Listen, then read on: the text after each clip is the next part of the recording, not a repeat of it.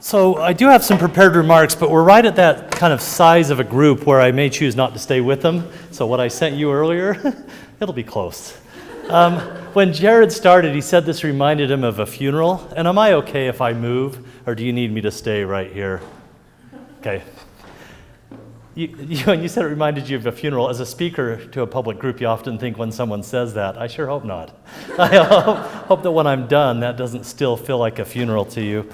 I knew the Carmens and have known the Carmens for a number of years. Like Denise said, I ran and you can step in unless you want to see if the talk's going well, and then you can decide which way. For 18 years, I ran a private school, and some of the things I'll say today will reference that private school a bit. But before I get into anything I have prepared, there's a byproduct of a classical education, and it's much like the byproduct of age and the byproduct of Christianity and a belief in a Savior, and that is you become tender. And a classical education tenderizes the soul. And at times like this where I hear beautiful music, both of the musical numbers, and someone testifying of the Savior, it's hard to then present and speak because it is a byproduct of classical education. But I want to take a moment. The theme for the night that the Carmens picked was restoration of classical education, or restoration in the pursuit of happiness. And I want to break that into three parts and talk about restoration and the need for restoration of a classical education.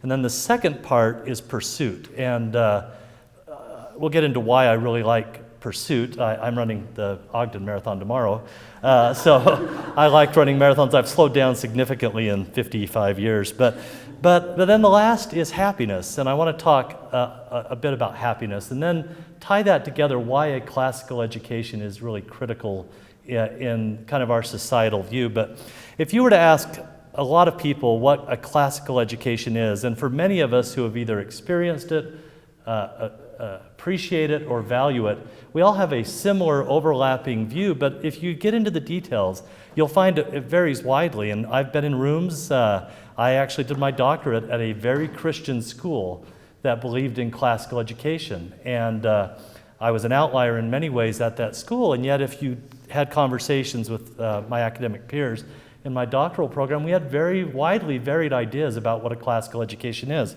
So I want to take a few moments tonight and define what it is for me, and I base that on where I am today, and I also base that on where I was when I ran a classical school, mentored by some of the greatest educators that I knew, Mr. and Mrs. Jeffs, and then May Carden, who the school was named in honor of. So one of the things to me, it's not a list, a badge, classical education. It's not an achievement that one is given at the completion, much like we do in higher education today. My second daughter walked across the stage at the University of Utah 2 weeks ago as a graduate from the U.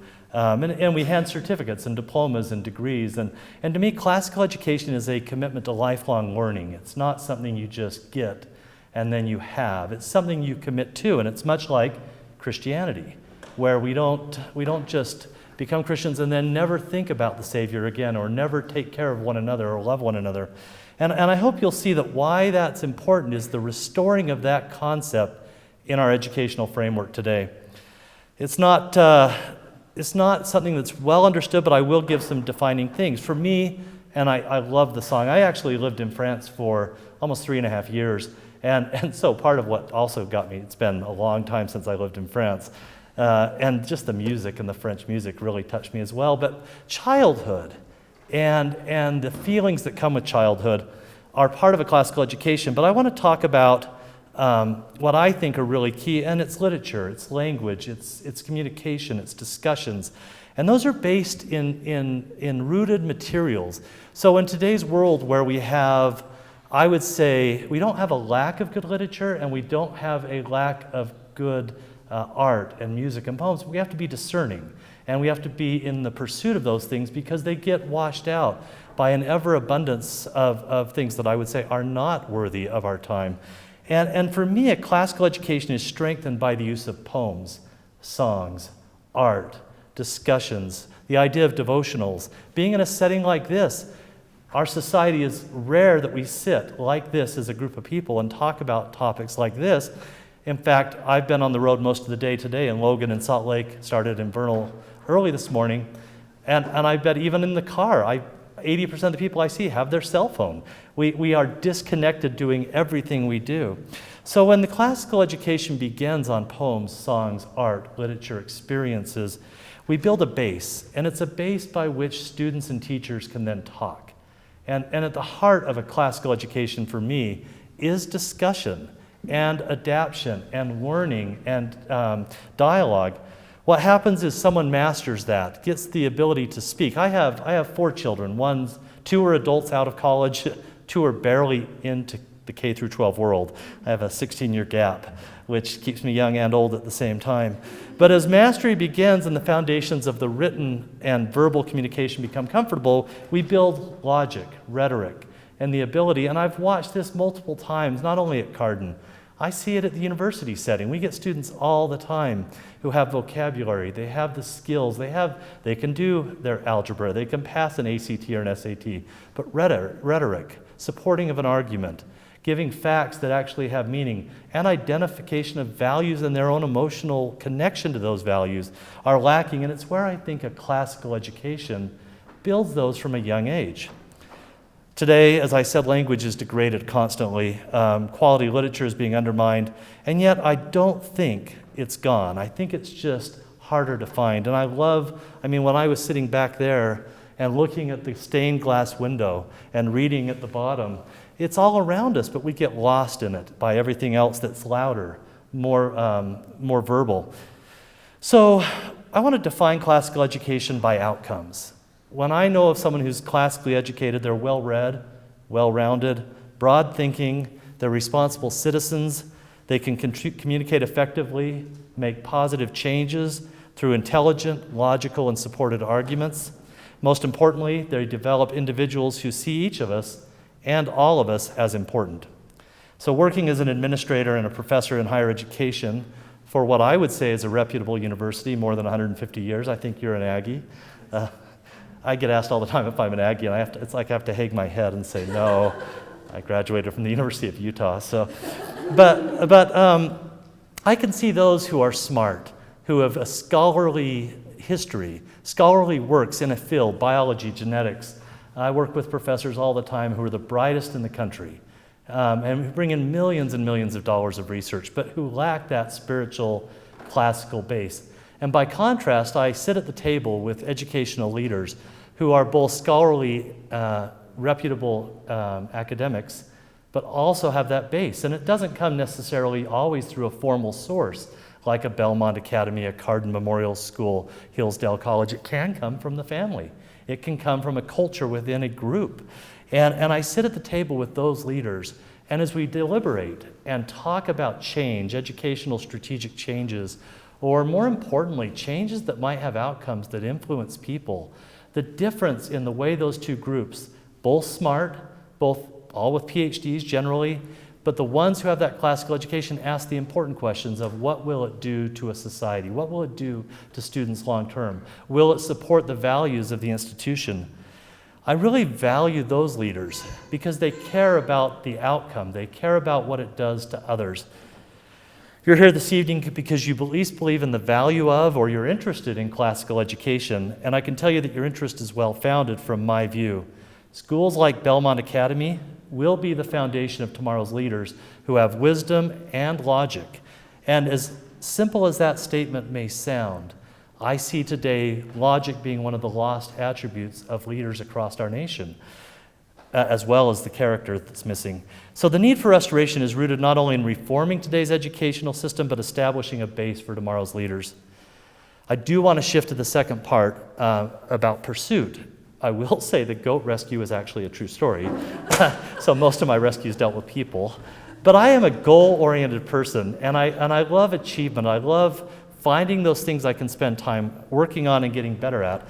And so I think of the concept of pursuit and the idea of choosing goals, choosing activities that I want to spend my time pursuing. In fact, 2 years, our family goal, we have a family goal every year. We have some sub-goals, was that my 2 younger children had to identify a pursuit. I used a different word at the time, for 1 year. and they had to pursue it. They had to go all in. And I told them at the end of the year they could stop, they don't have to continue, but they had to find something. And at the time they were 7 and 5. And my 7-year-old said, does Caillou, who's a French TV show, count as a pursuit? And I said, learning French would, watching TV would not. So he said, can I combine both? So there's logic sometimes in some students. But I want to tell you, I run marathons and even ultra marathons. I've run a lot of 50 and 100-mile races, and I've climbed mountains all over the world. For a long time, I worked as an international climbing guide, and I love the work. I love traveling to China, to Bolivia, Peru, Ecuador. And a lot of people would say that the pursuit would be the summit. And honestly, that's what people, when I was guiding, paid for, was to get to the summit. But what I found was the real byproduct, the thing that came from the pursuit that mattered, was what people took home. And so the summit, the finish line, the medal for a marathon runner, it becomes something you thought was the goal, but what you leave with is the experience. And so with that in mind, I want to talk about why classical education is a worthy pursuit. And I do want to tell you two things. One of them is, years and years ago, I ran a race in Texas. It was 100 miles. And the race took 27 and a half hours. So for 27 and a half hours you're running, you do stop to eat and you do other things. And then my wife was with me and she kept me moving at times when I wanted to sit down. But it represented probably 4,000 hours of training. In fact, one of the training runs was on a treadmill in our basement from 8 at night till 8 in the morning. So my family, we had prayer, everyone went to bed, we woke up, they came down, I was still running. That's a lot of training, and it's like a classical education. So the 27 hours may feel like a lot, the 4,000 hours may seem like an addiction, but the lifelong appreciation I have for knowing that I can extend my limits, that I can survive over a day of running, has changed the way I look at things that are hard today as I age. My health is not what it was 25 years ago, and yet I still draw upon that experience. A classical education provides that base, perspective about ourselves, perspective about others, and then the connection between the two. I do want to talk about worthy causes, and I want to suggest that a classical education is a worthy cause because we have a limited amount of time.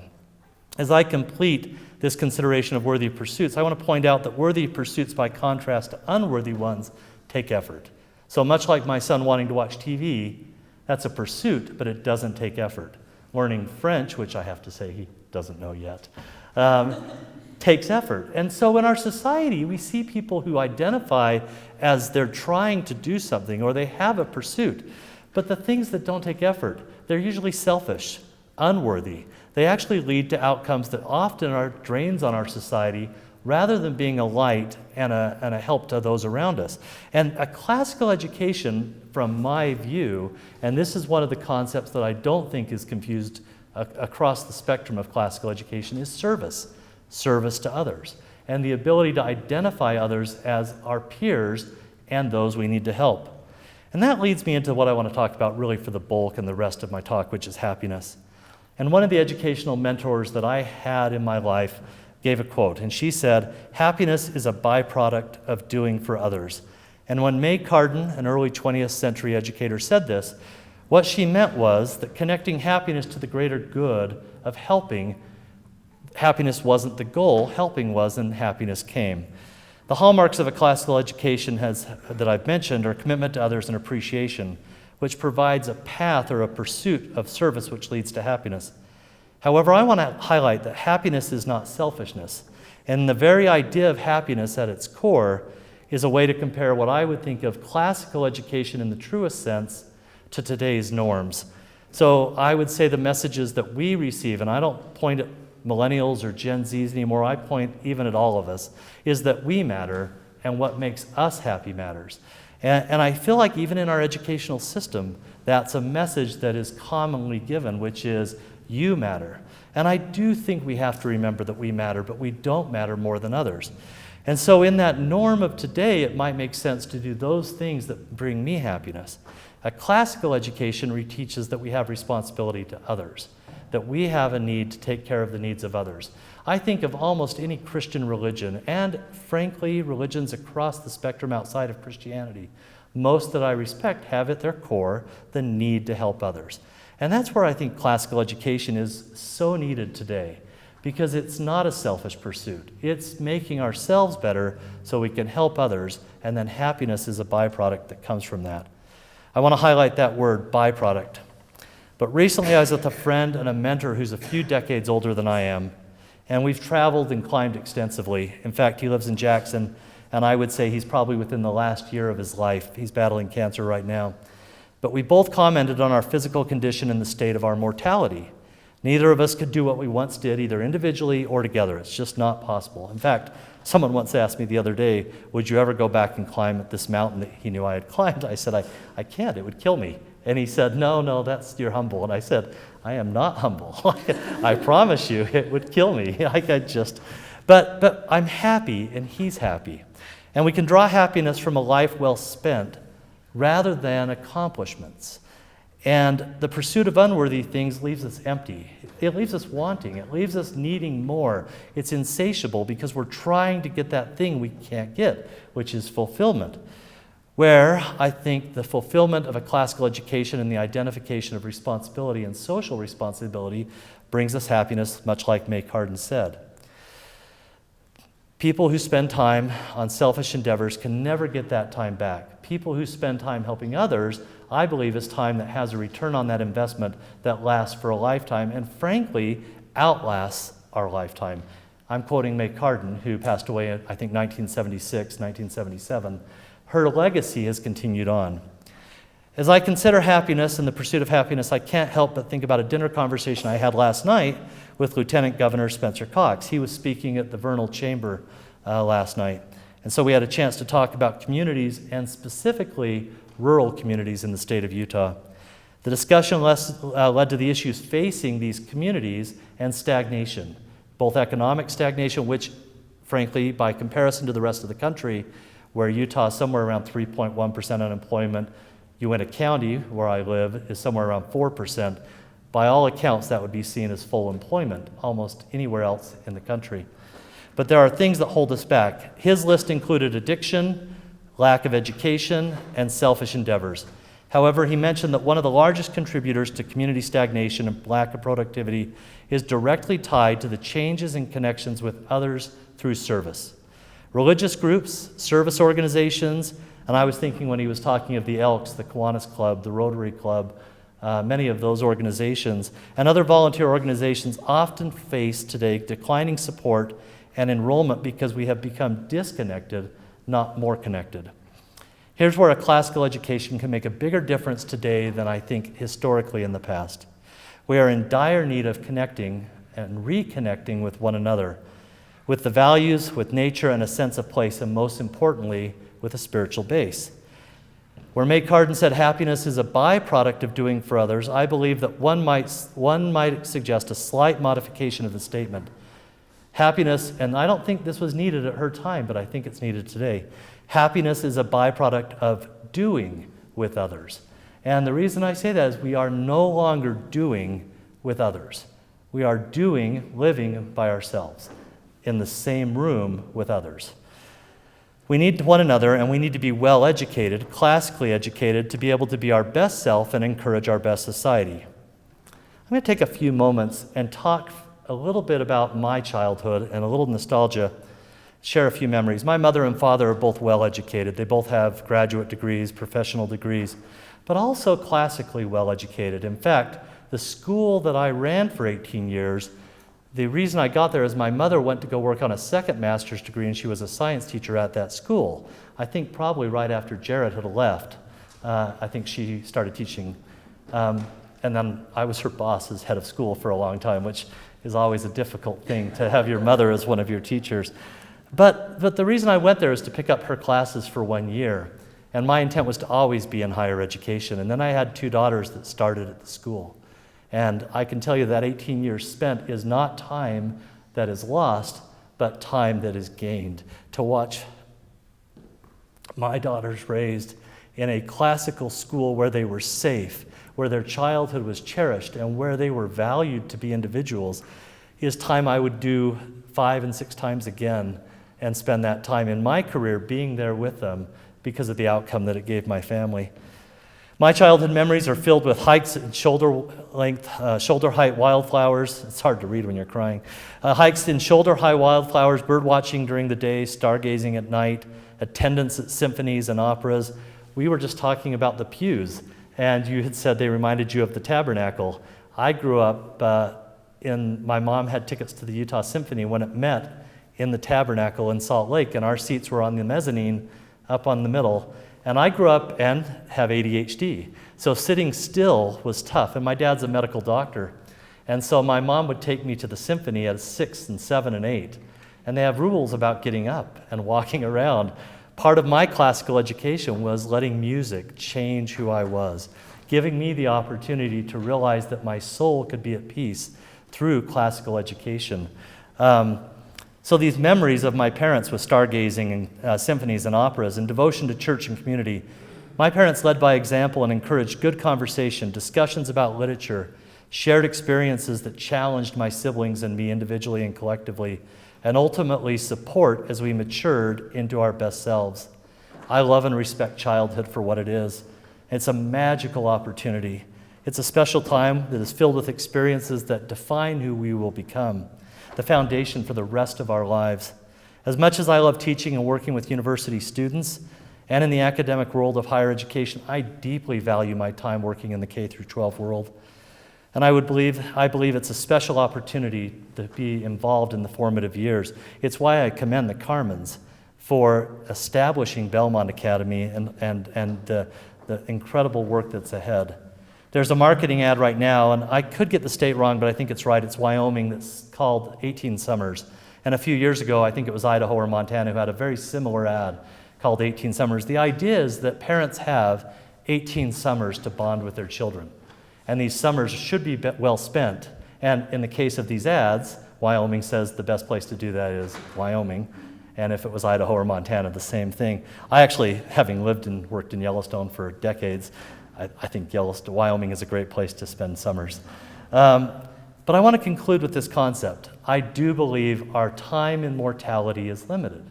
And I believe whether that's childhood or life, we should engage in those things that bring us the most happiness, but not directly as the goal, but as a byproduct of serving others. And I can think of no greater foundation to help an individual learn to be content in service than a classical education, which teaches us about our responsibility to country, our devotion to God, our love for one another, our ability to be inspired by music, poetry, nature, a sense of place and giving back, a sense of stewardship for the world in which we live. I do want to finish up with two thoughts, and that is number one, when I say childhood is a special time, I think mothers are a special piece of childhood. And I think mothers and fathers who take time to give their children the best education as they mature do something that is lost in our society today, and it's not part of my speech, but it's part of what I've been thinking today. It's the lost art of protecting childhood and educating at the same time, rather than elevating children through childhood to become functional adults in our current society rather than stable adults in a society that we would dream of. So I want to thank you for letting me come and speak to the Belmont Academy hopefuls and to the Carmens. It's my pleasure to be here, and thank you very much.